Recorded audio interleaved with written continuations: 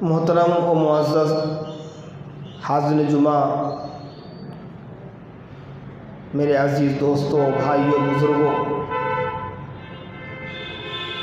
تمام قسم کی تعریفات، توصیفات، بڑائی، کبریائی، بزرگی، حمد و ثنا اس رب ذوالجلال خالق کائنات مالک ارض و سما کے لیے ہے۔ اللہ اکبر، اللہ اکبر، لا الہ الا اللہ، اللہ اکبر واللہ اکبر وللہ الحمد، اللہ اکبر کبیرا والحمد للہ کثیرا وسبحان اللہ بکرۃ واصیلا۔ جس نے ہم تمام بنی نوع انسان کو اس دنیا فانی کے اندر پیدا فرمایا اور ہمیں انگنت نعمتوں سے نوازا، مزید سب سے بڑا احسان اس رب کائنات نے ہم پر یہ کیا کہ ہمیں گمراہی کے گڑھے سے نکالنے کے لیے صراط مستقیم پر لانے کے لیے، جاہلیت کے غلط رسوم و رواج کو ختم کرنے کے لیے، توحید کی دعوت کو انسانیت تک عام کرنے کے لیے بے شمار انبیاء اور رسول بھیجے۔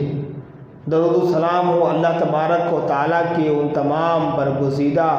پیغمبروں، نبیوں، ولیوں پر، خصوصاً ہمارے اور آپ کے آخری نبی خاتم النبیین، رحمت للعالمین، شافع المذنبین، امام الانبیاء والمرسلین جناب محمد رسول اللہ صلی اللہ علیہ وسلم پر۔ اللہم صلی علی محمد وبارک وسلم، جن کے ذریعے سے ہم تمام اہل ایمان کو ہدایت اور ایمان کی روشنی نصیب ہوئی۔ برادران اسلام، الحمدللہ ثم الحمدللہ ذی الحجہ کا چاند نظر آ گیا اور آج ذی الحجہ کی دوسری تاریخ ہے۔ اللہ تبارک و تعالیٰ کا بہت بڑا فضل اور اس کا احسان ہے کہ اس نے ہمیں اس عشرے میں داخل فرمایا۔ رمضان المبارک کا مہینہ بھی ہم پا لیے، نیکیاں کی، توبہ استغفار کی، اللہ رب العالمین سے دعائیں مانگی اور جتنی ہو سکے ہم نے عبادتیں کی۔ یوں سمجھو کہ اس کے بعد اللہ تبارک و تعالی ہمیں ایک اور آفر اور ایک اور خوشخبری دے رہا ہے، اور گویا کہ ہمارے جھولی میں اللہ رب العالمین نے تحفے کے طور پر یہ عشرہ ذی الحجہ دی ہے، جو 10 دن پر مشتمل ہے، جس کی فضیلت کیا ہے، جس کی اہمیت کیا ہے، احادیث میں اسے کیا مقام دیا گیا ہے۔ اللہ تبارک و تعالیٰ نے اس 10 دن کو 1 سے لے کر 10 ذی الحجہ کو عشرہ ذی الحجہ کہتے ہیں۔ میں خطبے میں بار بار جب عشرہ ذی الحجہ کہوں گا تو اس سے مراد 1 تاریخ سے لے کر 10 تاریخ کا دن ہے۔ تو اس کا مقام اللہ نے قرآن مجید میں کیا بیان کیا ہے، انشاءاللہ آج کی اس خطبہ جمعہ میں عشرہ ذی الحجہ کی فضیلت اور اس کی اہمیت پر کچھ روشنی ڈالنے کی کوشش کروں گا۔ برادران اسلام، ذی الحجہ یہ عربی مہینوں کا آخری مہینہ ہے، یا یوں کہہ لیجئے کہ عربی سال کا جو ہے یہ آخری مہینہ ہے، اور حرمت کے 4 مہینوں میں سے، جس میں جنگ نہیں کرنا ہے، لڑائی نہیں کرنا ہے، ان حرمت والے 4 مہینوں میں سے ایک مہینہ ذی الحجہ کا بھی ہے، جس سے ہم اور آپ گزر رہے ہیں۔ اس مہینے کی بابت قرآن و حدیث کے اندر بڑی فضیلت اور اہمیت بتائی گئی ہے۔ اور خصوصاً اس مہینے کے ابتدائی 10 دن جسے عشر ذی الحجہ کہا جاتا ہے، اس کی اہمیت، اس کی عظمت، اس کی افادیت، اس کی فضیلت کے لیے صرف اتنا ہی کافی ہے کہ اللہ رب العالمین نے اپنے کلام قرآن مجید کے اندر 1 سے لے کے 10 دن تک کے جو ایام ہیں، ایام عشر، اللہ رب العالمین نے قرآن مجید میں ان ایام کی قسم کھائی، فرمایا والفجر ولیال عشر، قسم ہے فجر کی اور 10 راتوں کی۔ حافظ ابن کثیر نے رحمہ اللہ نے تفسیر ابن کثیر کے اندر عبداللہ ابن عباس رضی اللہ عنہما کی تفسیر نقل کی ہے کہ ان 10 راتوں سے مراد ذی الحجہ کے ابتدائی 10 دن ہیں، 10 دن سے لے کر 10 دن تک۔ اور آپ کو معلوم ہونا چاہیے کہ اللہ تبارک و تعالی اگر کسی شے کی قسم کھاتا ہے تو اس کی عظمت بیان کرنا مقصود ہوتا ہے، بندوں کے دلوں میں اس کی اہمیت بتانی ہوتی ہے، اس کی عظمت کو بٹھانا ہوتا ہے کہ میرے بندوں میں جس کی قسم کھا رہا ہوں وہ بہت اہم شے ہے۔ حالانکہ کسی مخلوق کے لیے، کسی بندے کے لیے کسی مخلوق کی قسم کھانا جائز نہیں ہے۔ ہم سورج کی قسم نہیں کھا سکتے، ہم چاند کی قسم نہیں کھا سکتے، ہم رات کی قسم نہیں کھا سکتے، ہم دن کی قسم نہیں کھا سکتے، لیکن اللہ رب العالمین جس کی چاہے قسم کھا سکتا ہے۔ قسم اللہ نے کھایا والشمس وضحاها، قسم ہے سورج کی، والقمر اذا تلاها، قسم ہے چاند کی۔ اس طرح اللہ نے مختلف چیزوں کی قسم کھا کے اپنے بندوں کے دلوں میں یہ بتانا چاہا کہ میرے بندے جس کی میں نے قسم کھائی ہے وہ بہت اہم ہے، اس کی اہمیت بہت زیادہ ہے، اس کی عظمت اللہ کے نزدیک بہت زیادہ ہے۔ تو یہ 10 ایام جو گزر رہے ہیں جس سے ہم بہت اہم ہے، اللہ نے ان 10 ایام کی قسم کھائی۔ سنن ابو داؤد کے اندر ایک روایت ہے، یہ 10 ایام 10 دن کی فضیلت حدیث کے اندر کیا ہے، 1-2 روایتیں میں آپ کے سامنے رکھتا ہوں۔ سنن ابو داؤد کے اندر روایت ہے، حضرت عبداللہ ابن عباس رضی اللہ عنہما اس حدیث کے راوی ہیں، وہ کہتے ہیں کہ رسول اللہ صلی اللہ علیہ وسلم نے ارشاد فرمایا ما من ایام العمل الصالح احب فیها احب الی اللہ من هذه الایام العشر، عشر ذی الحجہ میں کوئی ایسا دن نہیں جس کا عمل اللہ رب العالمین کو ان 10 دنوں میں عمل سے زیادہ محبوب ہو۔ جو 10 دن میں ہم عمل کر رہے ہیں نا، نماز، روزہ، ذکر و اذکار، اللہ رب العالمین کو کسی بھی دن کے عمل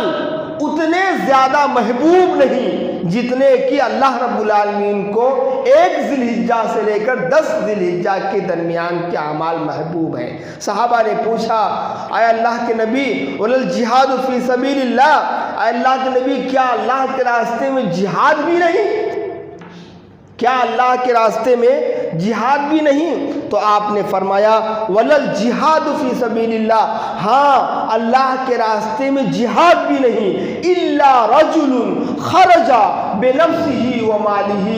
الا کہ وہ آدمی جو اللہ کے راستے میں اپنے مال اور جان کو لے کر حاضر ہوا، راستے میں نکلا، ولم یرجع بذلک بشیء، لیکن کوئی چیز واپس لے کر نہیں آیا، یعنی شہید ہو گیا، شہادت کا مقام اسے مل گیا، تو وہ افضل عمل ہے۔ لیکن اگر واپس ہوا آ گیا جہاد سے تو پھر اس سے زیادہ افضل عمل عشر ذی الحجہ کے اندر اعمال کرنا ہے۔ تو کتنی بڑی فضیلت ہے ان 10 دنوں کی، یہاں تک کہ جہاد سے بھی افضل قرار دیا گیا ہے ان 10 دنوں کی عبادت کو۔ ظاہر بات ہے جب اتنی بڑی فضیلت ہے تو ہمیں تو اپنی کمر کس لینی چاہیے اور ہمیشہ چلتے پھرتے، میں بتاؤں گا آخر میں، چلتے پھرتے اٹھتے بیٹھتے اللہ کی تحمید، اللہ کی تسبیح، اللہ کی حمد بیان کریں، اور حتی الامکان پوری طرح سے گناہ سے بچتے ہوئے اللہ کی دربار میں، اللہ کی راہ میں توبہ استغفار کریں۔ اسی طرح سے اس 10 دن میں، عشر ایام ذی الحجہ کے 10 دنوں میں ایک دن 9 ذی الحجہ کا ہے، جسے یوم عرفہ کہا جاتا ہے۔ یوم عرفہ یہ وہ دن ہے جس دن اللہ تبارک و تعالیٰ نے اسلام کو مکمل فرمایا۔ اسلام کی تکمیل اگر ہوئی تو وہ 9 ذی الحجہ یوم عرفہ کا دن، اور اللہ نے آیت نازل فرما کے اعلان کر دیا کہ اب اس مذہب اسلام میں کسی بھی کمی اور زیادتی کی کوئی گنجائش نہیں ہے۔ جس طرح سے ایک پیالے میں اگر آپ پانی بھر کے لبالب بھر دیں، اس میں اگر ایک قطرہ بھی ڈالیں گے تب وہ پانی برداشت نہیں کر سکتا، ایک قطرہ پانی چھلک جائے گا۔ ایسے ہی اسلام مکمل دین ہو گیا اس دن، یوم عرفہ کا دن، جس کے اندر کسی بھی طرح کی کوئی کمی یا زیادتی ہونے کی گنجائش باقی نہیں ہے۔ اور یہ بات حدیث سے ثابت، اللہ کے نبی علیہ الصلوۃ حضرت عبداللہ حضرت عمر رضی اللہ تعالیٰ عنہ کی روایت ہے، وہ کہتے ہیں کہ یہود کی ایک جماعت میرے پاس آئی اور کہنے لگی، یا امیر المومنین، اے امیر المومنین، آیۃ فی کتابکم تقرؤونہا، آپ کی کتاب میں یعنی قرآن میں ایک آیت ہے جسے آپ لوگ پڑھتے ہو، لو علینا معاشر الیہود نزلت، اگر یہ آیت یہودیوں کی جماعت پر نازل ہوتی، لاتخذنا ذلک الیوم عیدا، تو ہم خوشی کے مارے اسے عید منا لیتے۔ بھئی اسلام مکمل ہو گیا، کس کو خوشی نہیں ہے؟ اسلام کمپلیٹ ہوگا، کس کو خوشی نہیں ہے؟ اے امیر المومنین، اگر یہ آیت کریمہ ہمارے یہودیوں پر نازل ہوتی تو ہم اسے عید منا لیتے۔ حضرت عمر رضی اللہ تعالیٰ عنہ نے کہا کہ مجھے اچھی طریقے سے معلوم ہے، اور وہ آیت آپ نے پڑھی، الیوم اکملت لکم دینکم واتممت علیکم نعمتی ورضیت لکم الاسلام دینا، آج کے دن ہم نے تمہارے دین کو تم پر مکمل کر دیا اور اس دین سے میں راضی و خوش ہو گیا۔ اور حضرت عمر نے کہا، اور مجھے اس بات کا بھی پتہ ہے، میں اچھی طرح سے واقف ہوں کہ یہ آیت کریمہ عرفہ کے دن نازل ہوئی، اس وقت آپ صلی اللہ علیہ وسلم عرفہ کے میدان میں تھے، اور جمعہ کا دن ہے، وہ جمعہ کا دن تھا۔ گویا کہ عرفہ جمعہ کا دن بھی خوشی کا دن ہے، عید ہے، اور عرفہ کا دن بھی عید ہے، خوشی کا دن ہے۔ صرف یہی نہیں بلکہ یوم عرفہ 9 ذی الحجہ وہ دن ہے جس میں حاجی تمام حجاج کرام عرفات کے میدان میں گھنٹوں روتے ہیں، اللہ سے دعا مانگتے ہیں، توبہ استغفار کرتے ہیں۔ وہ تمام حاجیوں کی جو آہ و بکا ہوتی ہے، اللہ تبارک و تعالیٰ اس کے نبی نے اس یوم عرفہ کے وقوف کو پورے حج کے ارکان میں اس کا مغز قرار دیا۔ آپ صلی اللہ علیہ وسلم نے ارشاد فرمایا، الحج عرفہ، وقوف عرفہ ہی حج ہے۔ مین حج کیا ہے؟ وقوف عرفہ ہی ہے، وہی مین حج ہے۔ اسی طرح سے آپ صلی اللہ علیہ وسلم نے دوسرے مقام پر اس یوم حج عرفہ کے دن کی فضیلت بیان کی، میں بعد میں بتاؤں گا آپ کو۔ یوم یعنی ایام عشر میں ایک اور دن آتا ہے 10ویں ذی الحجہ، جسے ہم عید الاضحیٰ، عید قرباں کے نام سے جانتے ہیں، جس میں ہم جانور قربان کرتے ہیں۔ اس دن کی بھی فضیلت حدیث کے اندر موجود ہے۔ آپ صلی اللہ علیہ وسلم نے ارشاد فرمایا، ان اعظم الایام عند اللہ کے نزدیک سب سے بڑا دن، سب سے عظمت والا دن یوم النحر، 10ویں ذی الحجہ قربانی کا دن، یوم القر، اور اس کے بعد 11واں، اب حدیثوں میں 11، 12، 13 تک ہے۔ تو تو یہ حدیث میں اس کا ذکر کیا۔ معلوم کیا ہوا کہ عشرہ ذی الحجہ 1 سے لے کر 10 تک، اس میں 9ویں تاریخ، 10ویں تاریخ، 11، 12، 13 بہت ہی اہم ہے، جس سے ہم تمام اہل ایمان کو اس کا خیال رکھتے ہوئے زیادہ سے زیادہ اللہ تبارک و تعالیٰ کا ذکر کرنا چاہیے، زیادہ سے زیادہ اللہ رب العالمین کو یاد کرنا چاہیے، بہت زیادہ گناہوں سے جو ہے توبہ کرنی چاہیے، جہاں تک ہو سکے اللہ کے راستے میں صدقہ خیرات کرنا چاہیے، اور بہت ساری چیزیں اس کے اندر ہیں۔ مثلا جب یہ اجتہاد، جب یہ عشرہ داخل ہوتا تھا، امام دارمی نے لکھا ہے، جب یہ عشرہ داخل ہوتا تھا تو سعید بن جبیر ایک تابعی ہیں، کان سعید بن جبیر رحمۃ اللہ علیہ اذا دخل ایام العشر یجتہد اجتہادا، کہ جب سعید بن جبیر کے زمانے میں جب ایام عشر داخل ہوتا تھا ذی الحجہ کا، تو وہ اپنی طاقت کے مطابق بہت زیادہ محنت کرتے تھے، بہت زیادہ محنت کرتے تھے ان ایام میں، ایام عشر میں۔ لہذا معلوم ہوا کہ ہم بھی کوشش کریں اور ہم بھی ان ایام عشر میں اللہ تبارک و تعالیٰ کی بہت زیادہ عبادتیں، نفلی روزے، نفلی عبادتیں، تلاوت قرآن، دیگر عبادتیں کریں۔ اب ان ایام عشر میں کچھ عبادتوں کا ثبوت ملتا ہے، حدیث میں فضیلت ملتی ہے، وہ میں آپ کے سامنے رکھتا ہوں۔ نمبر 1، سب سے بڑی عبادت ایام عشر میں اللہ تبارک و تعالیٰ کی طرف سے دیے گئے ارکان حج سب سے بڑی عبادت ہے، کیونکہ پورے دنیا سے تمام حجاج کرام اسی عشرے میں اپنے جو ہے حج کا آغاز کرتے ہیں، اس کے بعد ان کا حج مکمل ہوتا ہے۔ سب سے بڑی عبادت کیا ہے؟ حج ہے۔ دوسری عبادت اس ایام عشر میں اللہ تبارک و تعالیٰ کا ذکر کرنا، ذکر و اذکار کا اہتمام کرنا، اللہ تبارک و تعالیٰ کی تسبیح، تحمید، تمجید بیان کرنا، کیونکہ اللہ رب العالمین نے ارشاد فرمایا فَاذْكُرُوا اسْمَ اللَّهِ فِي أَيَّامٍ معلومات، مقررہ اور معلوم دنوں میں اللہ رب العالمین کو خوب یاد کرو۔ اور حضرت عبداللہ ابن عمر، مسند احمد کی روایت ہے، وہ راوی ہیں، کہتے ہیں کہ رسول اللہ صلی اللہ علیہ وسلم نے فرمایا کہ اللہ تبارک و تعالیٰ کو ان ایام سے زیادہ محبوب کوئی دن نہیں، اور ان 10 دن 1 سے لے کے 10 تک عشرہ ذی الحجہ کے اندر کیا جانے والا عمل اس سے زیادہ محبوب اللہ کو کوئی اور عمل نہیں ہے، کسی بھی دن کا عمل نہیں ہے۔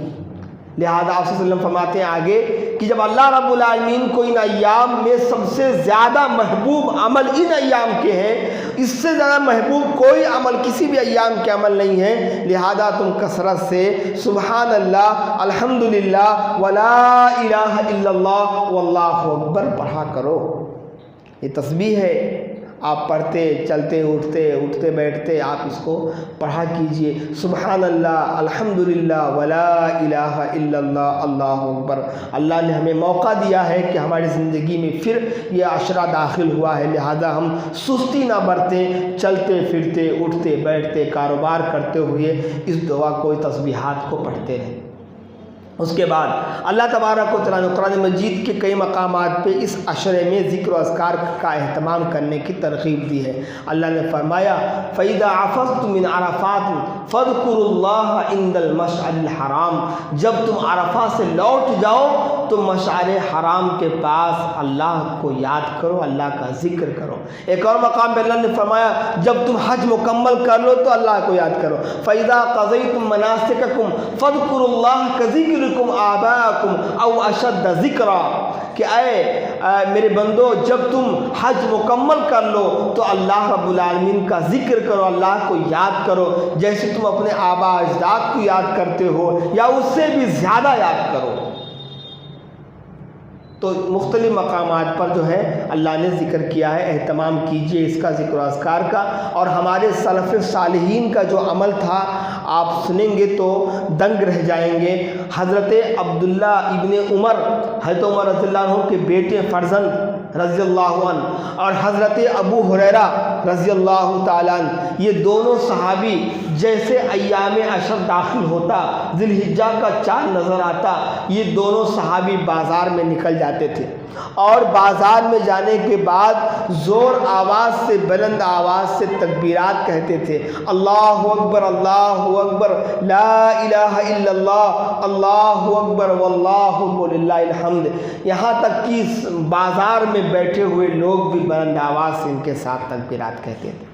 حضرت عمر رضی اللہ تعالیٰ عنہ مینا کے میدان میں زور زور سے تکبیرات بلند کرتے تھے، یہاں تک کہ دوسرے حجاج کرام بھی ان کے آواز میں آواز ملاتے، یہاں تک کہ پورا مینا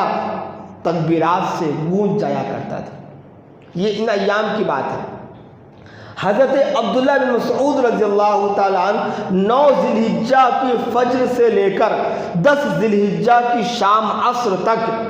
تکبیرات کا اہتمام کرتے تھے۔ حضرت علی رضی اللہ تعالیٰ عنہ 9 ذی الحجہ کی صبح سے لے کر 13 ذی الحجہ کی شام تک تکبیرات کا اہتمام کرتے تھے،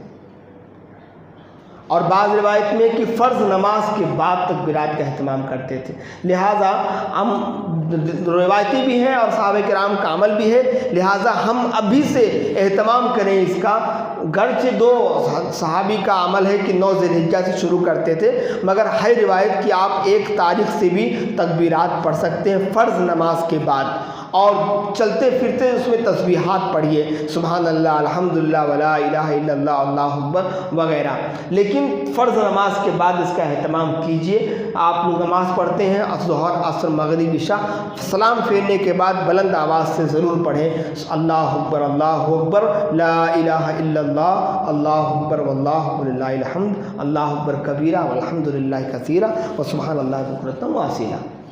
اس لیے اس کا اہتمام بہت ضروری ہے، کیونکہ اس میں ثواب بہت زیادہ ہے، آپ صلی اللہ علیہ وسلم کا اور صحابہ کرام کا عمل بھی۔ تیسری اہم عبادت اس عشرے میں وہ ہے 9 ذی الحجہ کو یوم عرفہ کا روزہ رکھنا۔ ویسے تو روزہ اس مہینے کی اس عشرے میں بکثرت رکھنا چاہیے، واجب نہیں ہے، مگر ثواب کی غرض سے، نیکیاں کمانے کی غرض سے رکھنا چاہیے۔ اما عائشہ صدیقہ رضی اللہ تعالیٰ عنہ کہتی ہیں کہ آپ صلی اللہ علیہ وسلم عشرے ذی الحجہ کا روزہ، یعنی 10 روزے، یوم عاشوراء کا روزہ اور محرم کا روزہ، یعنی آپ صلی اللہ علیہ وسلم کبھی نہیں چھوڑتے تھے، پابندی سے آپ صلی اللہ علیہ وسلم سے رکھا کرتے تھے۔ تو آپ صلی اللہ علیہ وسلم کا عمل ہے، ترغیب ہے، واجب نہیں ہے۔ اگر ہم میں سے کوئی نہیں رکھنا چاہتا 10 روزے 2-3 رکھ لے، 4 رکھ لے، لیکن اس میں سب سے اہم روزہ 9 ذی الحجہ یوم عرفہ کا روزہ ہے، کیونکہ اس روزے کی فضیلت کیا ہے؟ 2 سال کے گناہوں کا کفارہ، 2 سال کے گناہوں کا کفارہ ہے یوم عرفہ کا روزہ۔ آپ صلی اللہ علیہ وسلم نے ارشاد فرمایا، جب صحابہ کرام نے پوچھا، سئل رسول اللہ صلی اللہ علیہ وسلم عن صوم یوم العرفہ، صحابہ کرام نے پوچھا اللہ کے نبی عرفہ کے روزے سے متعلق کیا حکم ہے؟ آپ نے فرمایا، یکفر السنۃ الماضیہ والباقیہ، گزشتہ 1 سال اور آنے والے 1 سال کے گناہوں کا کفارہ ہے۔ وہ تمام گناہ جو ہم سے ہو جاتے ہیں چھوٹے موٹے، کیونکہ کبیرہ گناہوں کے لیے توبہ کرنا شرط ہے، صغیرہ چھوٹے موٹے جتنے بھی گناہ ہوئے ہیں اور ایسا ہونے والے ہیں، اللہ تبارک و تعالیٰ اسے معاف کر دیتے ہیں۔ تو 2 سال کے گناہوں کا کفارہ یہ روزہ ہے، مس نہیں ہونا چاہیے ہم سے۔ اگر ہم عشرے ذی الحجہ میں نہیں رکھ سکے تو اس کا اہتمام ضرور کریں، دوسروں کو بھی ترغیب دیں کہ 9 ذی الحجہ کا جو روزہ ہے 8 ذی الحجہ کی شام میں سحر کریں، 9 کو روزہ رکھیں۔ اتنا زیادہ اہم روزہ ہے یہ، اسے چھوڑنی نہیں چاہیے، اور اگر آپ اور بھی رکھنا چاہتے تو بالکل رکھ سکتے ہیں۔ اسی طرح سے سب سے اہم اس عشرے میں ایک عبادت ہے قربانی، جسے 10 ذی الحجہ کو قربانی سیدنا ابراہیم علیہ السلام کی سنت کے طور پر ادا کیا جاتا ہے، اور ہمارے نبی جناب محمد رسول اللہ صلی اللہ علیہ وسلم نے ہمیشگی برتی ہے، آپ نے ہمیشہ قربانی کی ہے، کیونکہ صحابہ کرام کا ایک صحابی کی روایت ہے کہ رسول اللہ صلی اللہ علیہ وسلم کانا رسول اللہ صلی اللہ علیہ وسلم یضحی بکبشین، رسول اللہ صلی اللہ علیہ وسلم جو ہے 2 میڈھوں کی قربانی کیا کرتے تھے۔ اسی طرح سے آپ صلی اللہ علیہ وسلم سفر میں رہتے ہوئے بھی قربانی کا اہتمام کرتے تھے۔ عبداللہ ابن عباس کہتے ہیں کہ ایک مرتبہ ہم رسول اللہ صلی اللہ علیہ وسلم کے ساتھ سفر میں تھے، آپ نے ہم سب نے مل کر گائے میں 7 حصے کیے اور اونٹ میں 10 حصے لیے۔ دیکھا آپ نے کتنی اہم قربانی ہے۔ یہ قربانی اتنی اہم ہے کہ آپ صلی اللہ علیہ وسلم مدینہ کے اندر آنے کے بعد 10 سال مدینہ میں رہے۔ آپ باحیات 10 سال مدینے میں رہے اور 10 سال کنٹینیو آپ نے قربانی کی، کنٹینیو قربانی کی، یہاں تک کہ 10ویں ذی الحجہ کو قربانی کی اہمیت کا پتہ اس بات سے چلتا ہے کہ آپ صلی اللہ علیہ وسلم نے اپنے آخری حج میں آپ نے 100 اونٹوں کی قربانی کی، 100 اونٹوں کی قربانی، جس میں سے 63 اونٹوں کی قربانی آپ نے اپنے ہاتھ سے کی اور باقی 37 اونٹوں کی قربانی حضرت علی رضی اللہ تعالیٰ عنہ نے کی۔ اب اگر ایک اونٹ کی قربانی میں 5 منٹ اگر لگائے جائے تو 5 گھنٹہ 15 منٹ ہوتے ہیں، گویا آپ نے قربانی میں 5 گھنٹے 15 منٹ صرف کیے۔ کیوں؟ ایسے ہی اہمیت ہے نا اس کی، اہمیت ہے اس کی۔ مگر کتنے بد نصیب ایسے ہیں ہم مسلمانوں میں، ہم دام لیوا نام نہاد مسلمانوں میں، خود تو ایمان کا دعویٰ کرتے ہیں، خود تو مسلمان ہونے کا دعویٰ کرتے ہیں، خود تو بہت بڑی بڑی باتیں آتی ہیں، لیکن وہی لوگ کیا کرتے ہیں؟ اپنی گھر کی شادیوں میں، فنکشن میں، دوسرے پروگرام میں لاکھوں خرچ کر ڈالتے، لیکن سال میں ایک مرتبہ قربانی دینی ہوتی ہے تو ان کے پاس پیسے نہیں ہوتے۔ یہ المیہ ہے ہمارے معاشرے کا، یہ المیہ ہمارے معاشرے کا۔ پورے سال اچھا سا کھاتے، اچھا پہنتے، ساری چیزیں، ہر چیز ان کے پاس، اور شادی بیاہ میں جہیز دینا لینا ساری چیزیں ہیں، لیکن قربانی کا جب وقت آتا سال میں ایک مرتبہ جانور لینے کے لیے یا حصہ لینے کے لیے، ارے پیسہ نہیں ہمارے پاس، نہیں لے سکتے ہیں۔ اللہ تبارک و تعالیٰ کی توفیق، ان کی توفیق ہی نہیں ملتی ان لوگوں کو کہ وہ اللہ کے راستے میں اس سنت کو زندہ کریں، سنت ابراہیمی کی۔ کیا ضروری ہے؟ قربانی کوئی ضروری تھوڑا نہ ہے، سنت ہے بس، سنت کو چھوڑ بھی سکتے ہیں، کتنا آسان دلیل لیتے، سنت کو چھوڑ بھی سکتے ہیں، اس لیے ہم چھوڑ دیے، کیا ہوا؟ استطاعت رکھنے کے باوجود جو شخص قربانی نہ کرے، امام کائنات خاتم النبیین کا وعید سنو، جس کے پاس طاقت ہے حصہ لینے کی وہ حصہ لے، جس کے پاس طاقت ہے جانور لینے کی وہ جانور لے، قربانی کرے۔ اگر کوئی طاقت رکھنے کے باوجود قربانی نہیں کرتا، اس کے بارے میں رسول اللہ صلی اللہ علیہ وسلم فرماتے ہیں من وجد ساعتن، جو شخص قربانی کرنے کی طاقت استطاعت رکھے، فلم یضحی، اور قربانی نہ کرے، فلا یقربن مصلانا، وہ ہماری عیدگاہ کے قریب نہ آئے۔ یہ کیا ہے؟ وعید ہے ان لوگوں کے لیے۔ گرچہ ہم علماء کرام نے واجب نہیں کہا ہے، لیکن جو شخص طاقت رکھتا ہے، استطاعت رکھتا ہے، اسے اپنی استطاعت کے مطابق چاہے وہ جانور میں حصہ لے یا پھر جانور خود خریدے، اسے قربانی دینی چاہیے۔ ہماری عیدگاہ کے قریب نہ آئے، یہ الفاظ ہیں رسول اللہ صلی اللہ علیہ وسلم کے۔ لہٰذا ہمیں یہ چاہیے کہ اگر اللہ نے ہمیں دولت دی ہے، مال دیا ہے، ہم اچھا خاصا کھاتے پیتے ہیں، تو جو اپنی طاقت بساط ہے اس کے مطابق چاہے تو حصہ لے جانور میں، چاہے تو پورا جانور لے کر خرید کے اس میں اگر بڑے جانور کا ہے تو اس میں کچھ حصہ لے کر رکھ کر باقی غربا میں تقسیم کر دو، جیسے آپ کی طاقتوں کو ہوتے ہیں، لیکن قربانی ضرور کرنی چاہیے۔ تو اس طرح سے یہ تو 3 عبادتیں اس عشرے میں کی جاتی ہے۔ آخری 2 باتیں، قربانی کرتے وقت ہمیں ایک بات کا خیال رکھنا بہت ضروری ہے۔ اگر اس کا خیال نہیں رہا تو ہماری قربانی کسی کام کی نہیں ہے، کسی کام کی نہیں ہے۔ آپ چاہے 2 لاکھ کا بکرا خرید لو، چاہے 5 لاکھ کی جانور لے آؤ،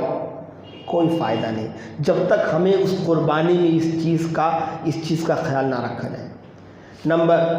1 وہ چیز یاد رکھو، قربانی کرتے وقت ہمارے دل میں ریا، نمود، دکھاوا نہ ہو، اللہ کے لیے، لوجہ اللہ۔ چاہے آپ قربانی جانور لے کر کریں یا حصہ لیں، اس میں اللہ رب العالمین کی رضا شامل ہو، کسی طرح کا کوئی دکھاوا، کوئی ریا، کوئی نمود موجود نہ ہو۔ اگر جس دن قربانی کی جانور لیتے وقت، قربانی کا کرتے وقت، قربانی کی جانور خریدتے وقت اگر ہمارے دل میں ریاکاری آئی کہ ہمارا جانور بہت موٹا ہے، ہم نے اتنے پیسے لگائے، دوسروں سے کہتے پھر رہے ہم نے جانور بہت مہنگا خریدا ہے، یا کیا جانور ہے، کیا موٹا تازہ ہے، کیا ساری چیزیں، وہ ریا و نمود کی قربانی اللہ قبول نہیں کرتا۔ اللہ تبارک و تعالیٰ نے خود ہی قرآن مجید میں رسول اللہ صلی اللہ علیہ وسلم کے زبانی اعلان کرا دیا، اے نبی میرے بندوں سے، اپنی امت سے سبق بتا دو، انہیں سکھا دو، قل ان صلاتی و نسکی و محیایا و مماتی للہ رب العالمین، اے نبی کہو بے شک میری نماز، میری قربانی، میرا جینا، میرا مرنا للہ رب العالمین، اس اللہ کے لیے جو تمام جہان کا رب ہے۔ اس لیے ریا و نمود نہیں ہونی چاہیے۔ اور قربانی کہاں، قربانی کا گوشت کیا آسمان پہ اٹھ جاتا؟ قربانی کی چیزیں جو جانور کیا آسمان پہ جاتی؟ اللہ نے کہا لَن يَنَالَ اللَّهَ لُحُومُهَا وَلَا دِمَاؤُهَا وَلَٰكِن يَنَالُهُ التَّقْوَىٰ مِنكُمْ، تمہارے جانور کا گوشت اور خون اللہ کو نہیں پہنچتا، بلکہ جو چیز پہنچتی وہ اللہ رب العالمین کے لیے کا ڈر اور تقویٰ جو تمہارے دلوں میں ہے، وہ اللہ دیکھنا چاہتا ہے کہ تم کس طرح سے قربانی کر رہے، تمہارا ڈر کیا ہے اللہ رب العالمین کے، اللہ رب العالمین کا تقویٰ تمہارے دل میں کتنا زیادہ ہے وہ اللہ دیکھتا ہے۔ ورنہ قربانی تو ایک سنت ہے، ایک جو ہے طریقہ ہے، آپ ذبح کر دے رہے ہو، مگر اس کی اصل جو روح ہے، وہ اخلاص ہے، وہ اللہ رب العالمین کے لیے کرنا اور تقویٰ اختیار کرنا۔ اور یہ بھی یاد رکھو، قربانی کے جانور آپ خرید کے قربانی تو کرتے ہو، لیکن کبھی آپ نے ذہن میں رکھا کہ قربانی خریدتے وقت جس طرح سے قربانی آپ سیدنا ابراہیم کے لیے سنت کی ادا کرنے کے لیے کر رہے، ایسے ہی آپ کے مال، جس مال سے خرید رہے ہو وہ مال بھی حلال ہونا چاہیے، ورنہ قربانی کا کیا فائدہ، سو دکھاوا ہو گیا۔ آپ سودی کاروبار کرو، سود کا لین دین کرو اور حرام تجارت کرو، اس کے بعد اسی پیسے سے قربانی کرو، یہ صرف آپ کو لوگ کہیں گے ارے ہاں فلاں نے قربانی کی، بہت اچھا جانور لے کر آیا تھا، موٹا تازہ، خالی آپ کو تعریف ہو جائے گی، لیکن اللہ کے ہاں اس کا کچھ بھی نہیں پہنچتا، کیونکہ حرام مال سے خریدا گیا جانور ہے، یہ بھی یاد رکھیے۔ لہذا یہ تمام عبادتیں ہیں جو اس عشرے میں کرنا ہے۔ خصوصاً میں ایک بار پھر کہوں گا، اس 10 ایام جو ہمارے سامنے جس سے ہم گزر رہے ہیں، کوئی لمحہ آپ سے خالی نہ جائے، اٹھتے بیٹھتے چلتے پھرتے اللہ کا ذکر، اللہ کی تسبیح، اللہ کی تحمید بیان کیجیے، اور خصوصی طور پر اس ایام میں، ایام عشر میں رات کے آخری پہر اٹھنے کا اہتمام کیجیے، دعا استغفار، توبہ استغفار کیجیے، اور حتی الامکان کیا پوری طرح سے گناہوں سے بچیے اور اللہ رب العالمین سے استغفار کیجیے، تاکہ اللہ گناہوں سے بچنے کی توفیق مزید پورے سال ہمیں دے اور مزید گناہوں سے بچنے کی توفیق دے۔ اور ساتھ میں اگر ممکن ہو سکے، اگر اللہ نے طاقت و قوت دی ہے، جتنا بھی ہو سکے اللہ کے راستے میں صدقہ کیجیے، خیرات کیجیے اور غریبوں میں تقسیم کیجیے۔ اسی طرح سے جو ہے آپ اگر روزہ رکھنا چاہتے ہیں تو بالکل رکھ سکتے ہیں، 4-5 جو بھی ہے آپ رکھ سکتے ہیں، کوئی ممانعت نہیں ہے، اور کہ آپ کو ثواب بھی ہے اور نفلی روزہ ہے، لہذا ان تمام عبادتوں کا آپ خیال کیجیے، اور اس عبادت کے اندر عشرے میں ان کا خیال رکھتے ہوئے پھر ایک دن یوم عرفہ کا روزہ رکھنا ہے پابندی سے ہر ایک کو، تاکہ کسی کو مس نہ ہو جائے۔ گھر میں آپ کے بچے ہیں، اگر رکھنا چاہے تو ان کو بھی رکھوائیں، خواتین ہیں ان کو بھی ترغیب دیں کہ 1 سال پہلے 1 سال بعد کی گناہوں کا کفارہ ہے، یہ روزہ ضرور رکھنا ہے، اور دوسروں کو بھی اس کی ترغیب دے۔ اور آخری جو ہے 10 ذی الحجہ سے لے کر 13 ذی الحجہ تک، اور بعض لوگوں نے 4 دن قربانی کی ہے، وہ مسئلہ انشاءاللہ آئندہ خطبے میں کچھ مسائل پر روشنی ڈالوں گا قربانی سے متعلق، تو آپ قربانی کر سکتے ہیں۔ اگر اپنی طاقت کے مطابق چاہیں تو آپ کسی جانور میں حصہ لے لیں، یا خود ایک بکرا بکری جو بھی ہے خرید کے اس کو خود قربان کریں اپنی بساط کے مطابق۔ بار اللہ سے دعا ہے اللہ تبارک و تعالی ہم تمام اہل ایمان کو سنت ابراہیمی پہ عمل کرتے ہوئے جانور کو قربان کرنے کی توفیق عطا فرما۔ بار الہ ہم تمام اہل ایمان اے اللہ تیرے خلیل سیدنا ابراہیم سے محبت کرتے ہیں، اے اللہ ان کی سنت کو زندہ رکھتے ہوئے ہمیں سب کو قربانی کرنے کی توفیق عطا فرما۔ بار الہ ہم قربانی تو کریں گے، بار الہ اس کا گوشت، اس کے حصے غریبوں میں زیادہ سے زیادہ تقسیم کرنے کی توفیق دے۔ بار الہ ہماری قربانی میں، ہماری اس سیدنا ابراہیم کی سنت میں اے اللہ ہمیں اخلاص کا پہلو نمایاں رکھنے کی توفیق دے۔ بار الہ ہم ریا و نمود سے بچتے ہوئے قربانی کریں۔ بار الہ سیدنا ابراہیم علیہ السلام نے جیسے زندگی گزاری، اے اللہ اس سنت کو زندہ کرتے ہوئے ہمیں بھی اسی طرح زندگی گزارنے کی توفیق دے۔ بار الہ ہم سب تمام اہل ایمان کو توحید پر قائم و دائم رکھ۔ بار الہ موت دے تو شہادت کی موت دے۔ بار الہ ہم تمام اہل ایمان جہاں کہیں پریشان حال ہیں، اے اللہ ان کی پریشانی کو دور فرما۔ بار الہ جو قرض میں ڈوبے ہیں، اے اللہ ان کے قرض کو ادا کرنے کے کوئی سبیل پیدا کر دے۔ بار الہ جو بیمار ہیں، اے اللہ ان کی بیماری کو دور فرما، انہیں شفائے کاملہ واجلہ عطا فرما۔ بار الہ کورونا وائرس جو تیری طرف سے نازل کردہ ہوا ایک وائرس ہے، اے اللہ ہم اس سے پناہ چاہتے ہیں۔ بار الہ ہم تمام اہل ایمان کس کے پاس سے پورے عالم اسلام سے اے اللہ اس وائرس کو ختم کر دے، مٹا دے، اور اے اللہ ہماری زندگی کو پرامن بنا دے۔ بار الہ ہم میں جو بے نمازی ہیں ان کو نمازی بنا دے۔ بار الہ ہم میں جو لوگ تیرے راستے میں خرچ کرنے سے بخیلی کرتے ہیں، اے اللہ انہیں زیادہ سے زیادہ خرچ کرنے کی توفیق عطا فرما۔ بار الہ ہم تیرا مال تو نے عطا کیا ہے، اے اللہ اسے تیرے راستے میں خرچ کرنے کی توفیق دے۔ آمین وآخر دعوانا ان الحمدللہ رب العالمین۔ بارک اللہ لنا ولکم فی القرآن العظیم ونفعنا وإیاکم بالآیات والذکر الحکیم۔